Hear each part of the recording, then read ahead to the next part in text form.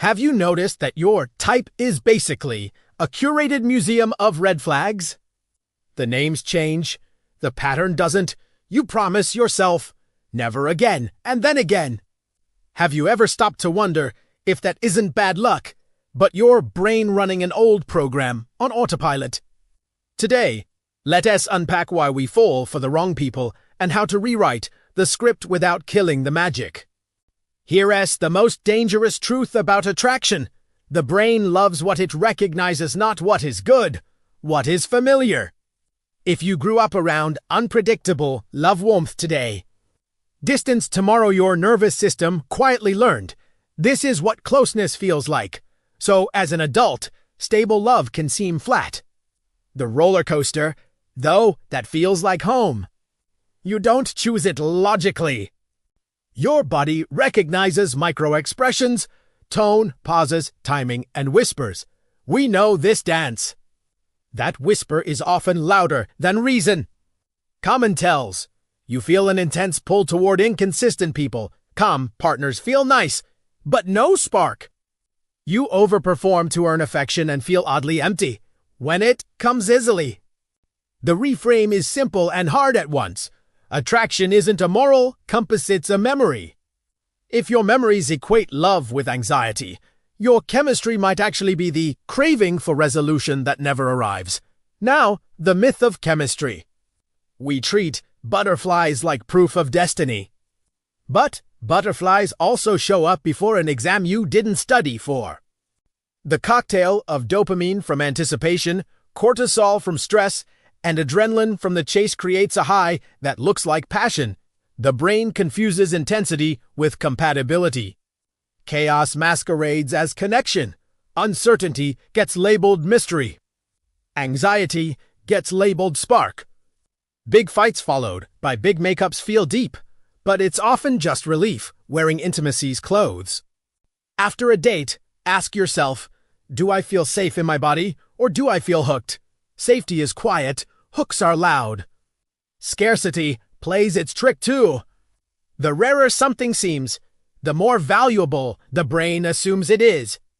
Emotionally unavailable people can feel high status because their presence is scarce and your attention spikes to chase it. You start idealizing crumbs. That fuels to traps. First, the pedestal effect. You fall in love with potential, not reality. Your imagination does the heavy lifting. Second, the chase bias. The pursuit becomes the prize. If they suddenly turned fully available, your interest might drop, not because they're wrong for you, but because the variable reward ended. If love feels like trying to win a game without knowing the rules, you're probably playing against scarcity, not meeting a soulmate. Let's make this practical. For the next 30 days, rewrite what chemistry means. Define it as calm interest, consistent effort, and clarity. If you feel intense anxiety or obsession early on, treat that as a warning sign, not a green light. Do a safety audit after the first 3 dates.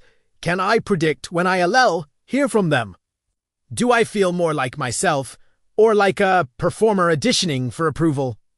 When I share a boundary, do they get curious or defensive? If two answers lean the wrong way, pause or step back. Then do a future you alignment.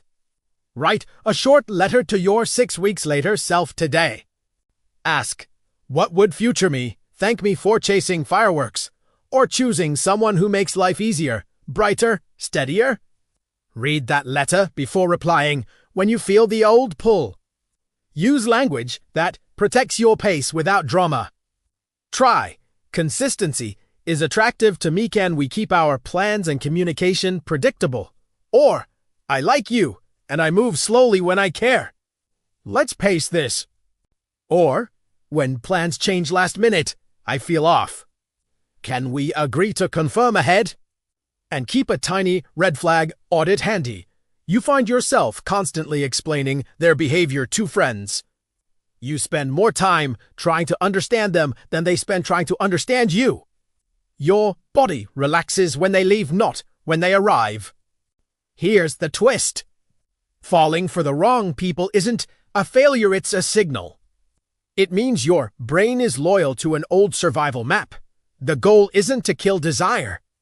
It's to teach desire what safety feels like.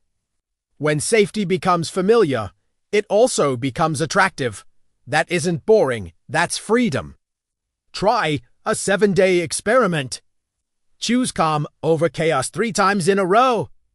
After each interaction, jot down what your body felt, how clear the communication was, and how much effort you spent trying to earn attention.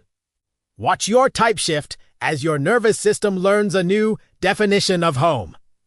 And if this resonates, share it with a friend who keeps living the same story with a different name and ask yourself, what does healthy chemistry feel like in your body? When nobody's playing hard to get,